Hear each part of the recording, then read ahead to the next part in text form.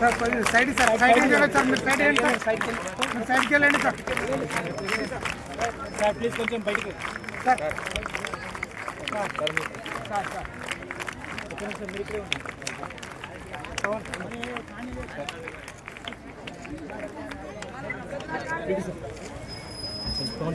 ఇక్కడే ఉండండి. సైడ్ జరుగుతుంది కొంచెం బ్యాక్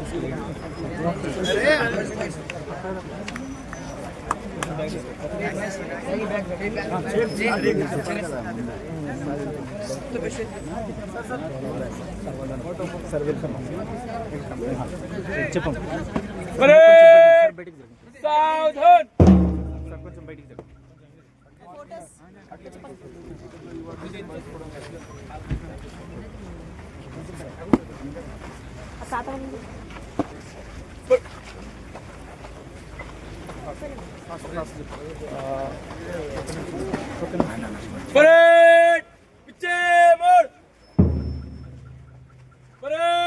सामने से देख चल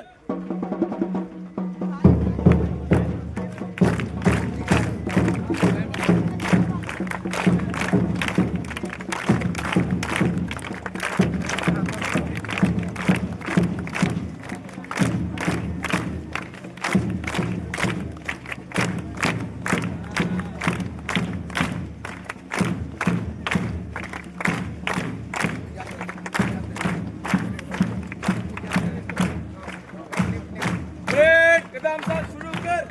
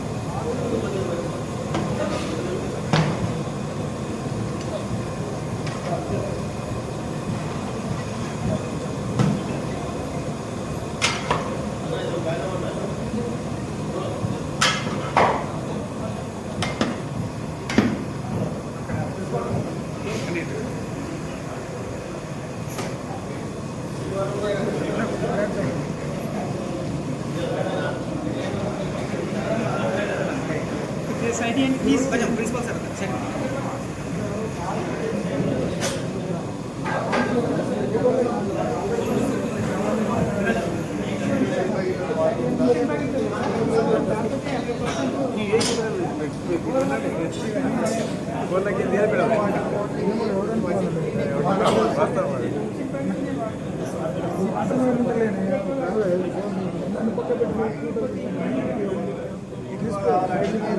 డిప్యూటీ గారికి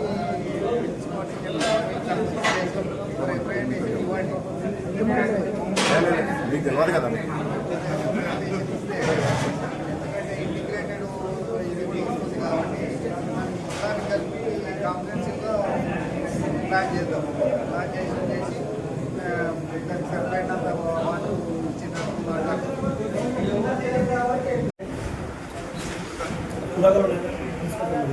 లోకండి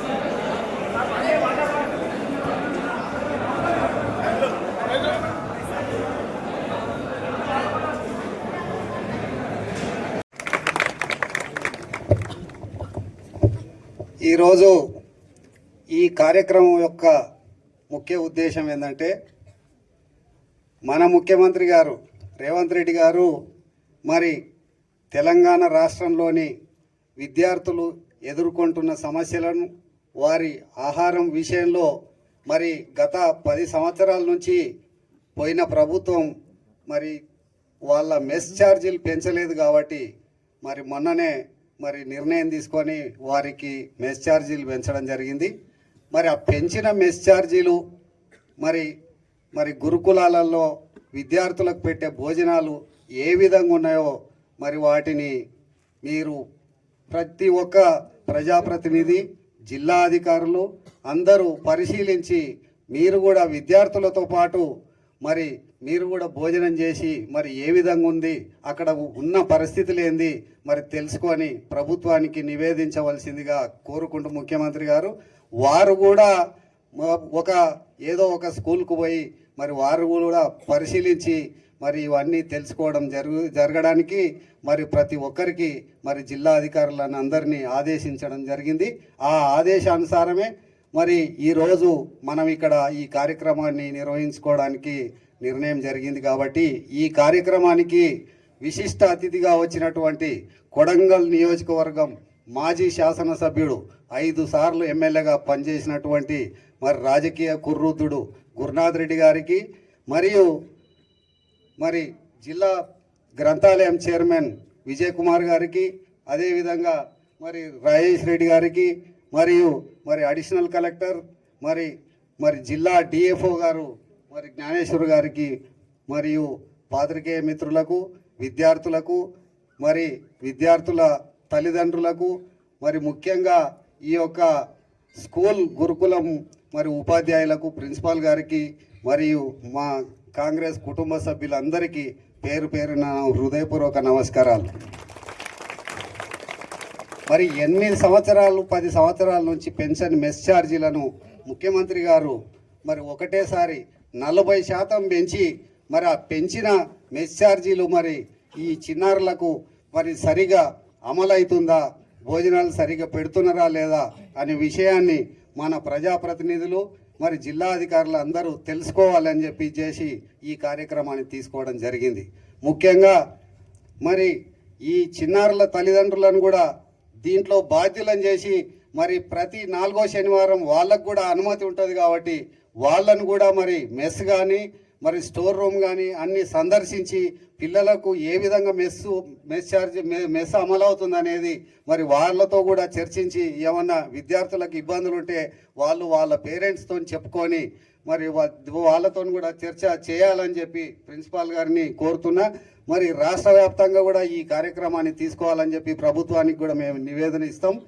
మరి ఎందుకంటే మరి పిల్లల బాధ ఏందో మరి ఉపాధ్యాయులకు మరి ఫ్రీగా చెప్పుకోలేరు కాబట్టి మరి వాళ్ళ తల్లిదండ్రులకు చెప్పుకుంటే తల్లిదండ్రులు మరి ప్రిన్సిపాల్తో కానీ ఉపాధ్యాయులతో కానీ చర్చిస్తే కొంత ఫలితం ఉంటుంది కాబట్టి మరి ముఖ్యంగా మరి వారంలో ప్రతిరోజు ఏం డైట్ ఉండాలి, ఏం భోజనం పెట్టాలి పిల్లలకు అనేది మరి ప్రభుత్వం వారు ఒక చార్ట్ కూడా ఇవ్వడం జరిగింది. ఈ చార్ట్ ప్రకారం ఏ రోజుకు సోమవారం ఏంది, మంగళవారం ఏంది, బుధవారం ఏంది, గురువారం ఏంది, శుక్రవారం ఏంది, శనివారం ఏంది, ఆదివారం ఏంది, ఏ రోజు చికెన్ పెట్టాలి, ఏ రోజు మటన్ పెట్టాలి, ఏ రోజు గుడ్డు ఇవ్వాలి అనే విధంగా ప్రభుత్వమే ఈ చార్ట్ తయారు చేసి ఇవ్వడం జరిగింది. కాబట్టి ఇప్పుడు దీంట్లో ఏ విధమైనటువంటి అవకతవకలు ఉండవు.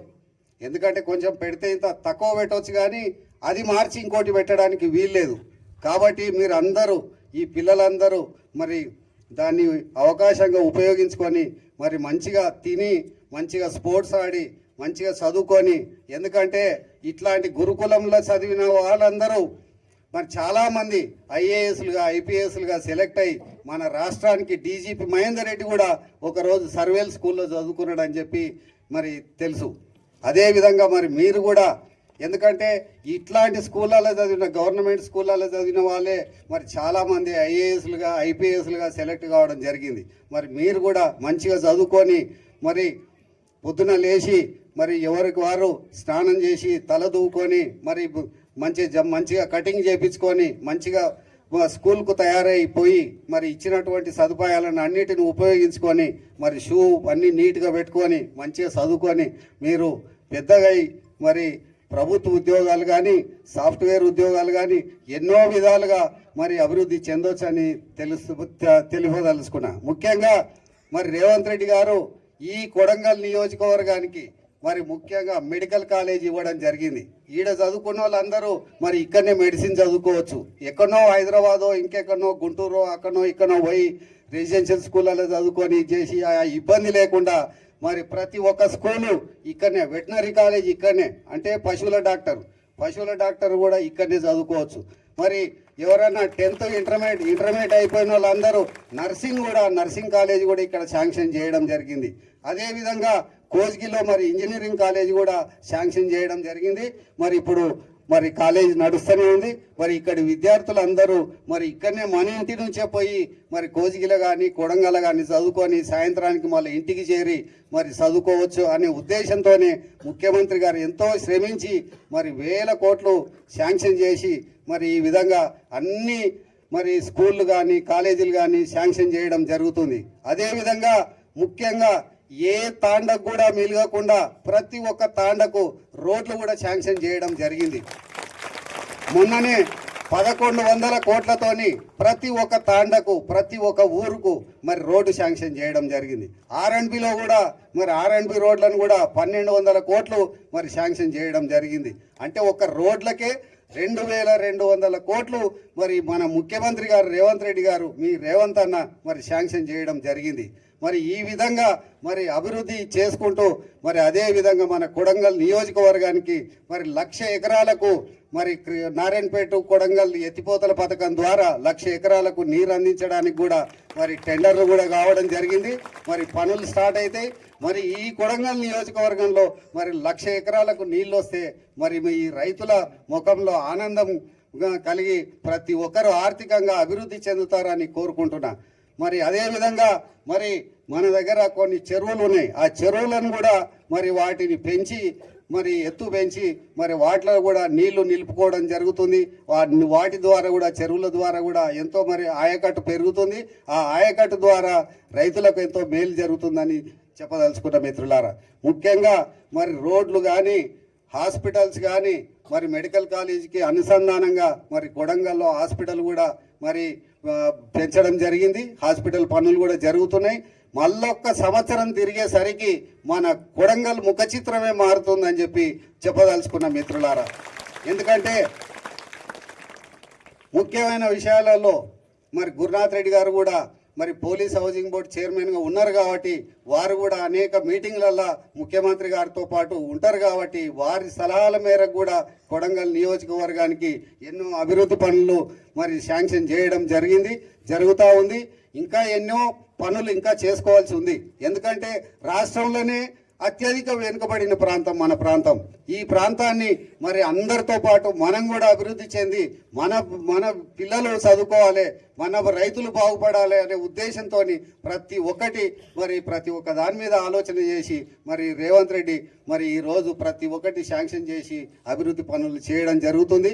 కావున మీరందరూ ఈ అభివృద్ధి ఫలాలను పొందాలంటే మరి రేవంత్ రెడ్డికి మద్దతు ఇచ్చి మరి రేవంత్ రెడ్డిని మరి ఇంకా మరి మళ్ళీ ముఖ్యమంత్రిని చేసుకుంటే ఒకసారి ముఖ్యమంత్రి అయితే మన కొడంగల్ నియోజకవర్గానికి మన ఉమ్మడి పాలమూరు జిల్లాకు మరి అదేవిధంగా వికారాబాద్ జిల్లాకు మరి ఎంతో అభివృద్ధి జరుగుతుందని చెప్పి తెలుపుకుంటూ మరి ఇప్పుడు ఇక్కడ వచ్చిన వాళ్ళందరూ మరి ఇక్కడ మెస్లో అందరం విద్యార్థులతో పాటు భోజనం చేసి మరి భోజనం ఏ విధంగా ఉంది, మరి విద్యార్థులకు మంచిగా భోజనాలు పెడుతున్నారా లేదా అనే విషయాన్ని ప్రభుత్వానికి కూడా తెలియపరచాల్సి ఉంటుంది. కాబట్టి ప్రతి ఒక్కరూ మరి విద్యార్థులతో పాటు భోజనం చేసి మరి ఆ విధంగా మరి పాత్రికేయ మిత్రులు కూడా మరి అందరూ మాతో పాటు ఉండి భోజనం చేసి మరి వారి రిపోర్టు కూడా ప్రభుత్వానికి సూచనలు సలహాలు ఇవ్వాలని కోరుకుంటూ నాకు ఈ అవకాశం ఇచ్చిన మీ అందరికీ ధన్యవాదాలు మిత్రులారా.